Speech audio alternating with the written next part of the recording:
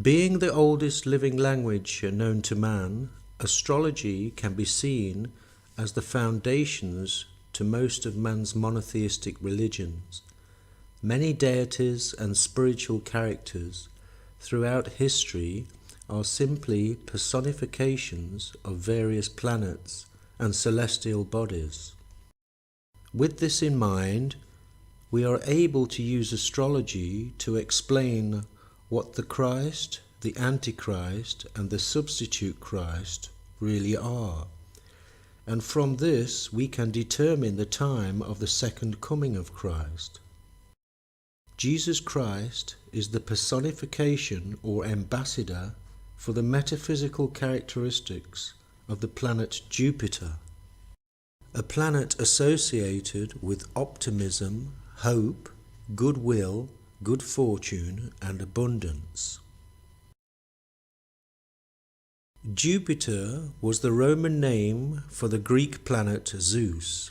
This gives us Jupiter Zeus, or Jew Zeus.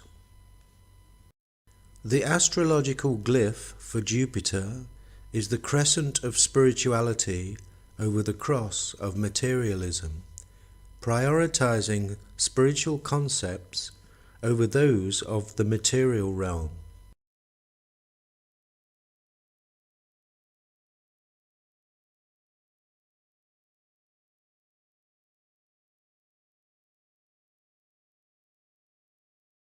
Through the Christ, or the crescent, the connection to the Father, or Logos, can be made, a realm of infinite possibility within a sea of universal consciousness, a realm which exists outside the constraints of time and space. The Antichrist is the opposite of this. As anti-clockwise is the opposite of clockwise, the Antichrist is an inversion of the Christ's spiritual optimistic and goodwill characteristics. The Antichrist is the planet Saturn, personified as Satan, the ancient Persian name for the planet. He represents the cross of materialism over the crescent of spirituality, placing earthly and material principles above the crescent or connection to the Logos. Saturn is the planet of pessimism, order, control, frustration, restriction, and loss. Its basic characteristics restrict Logos influence, pulling humanity down into lower vibrations of worldly affairs towards the domain of the demiurge.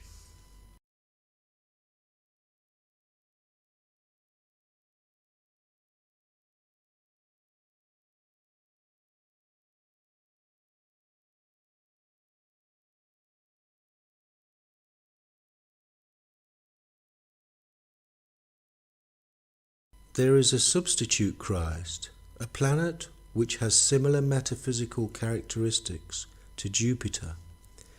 It is one of the outer planets, which cannot be seen with the naked eye. It therefore has greater influence on us through our subconscious. It is a planet of freedom, independence, rebellion, genius, and new technology. Its glyph is also a crescent over a cross.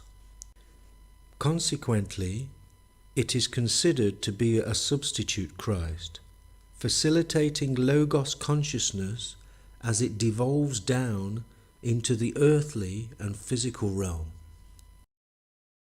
For the past 2,160 years, we have been in the age of Pisces, the two fish. This age, or zodiac sign, was ruled by Jupiter, hence why Jupiter Zeus was the Messiah for that age.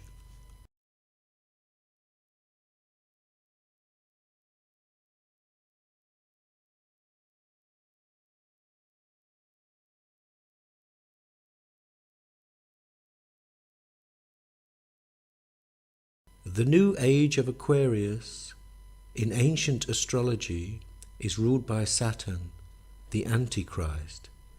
He will also rule the following age of Capricorn, dominating earthly consciousness for the next 4,320 years. If we look at Matthew 3:2, John the Baptist talks about a new kingdom at hand. If we use the Greek translation for heaven, Oranos, the whole verse takes on a new meaning.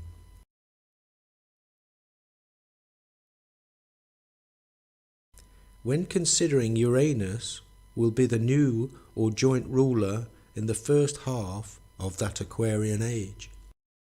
Since the rediscovery of Uranus in 1781, this planet in modern astrology has been assigned rulership over the first half of the Aquarian age.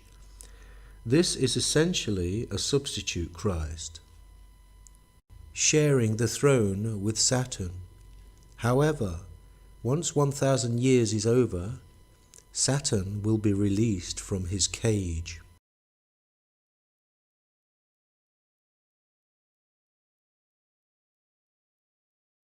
The true second coming of Jupiter, or Jupiter Zeus, the crescent of spirituality over the cross of materialism, will take place once we move into the sign of Sagittarius. But this will not happen for another 4,320 years.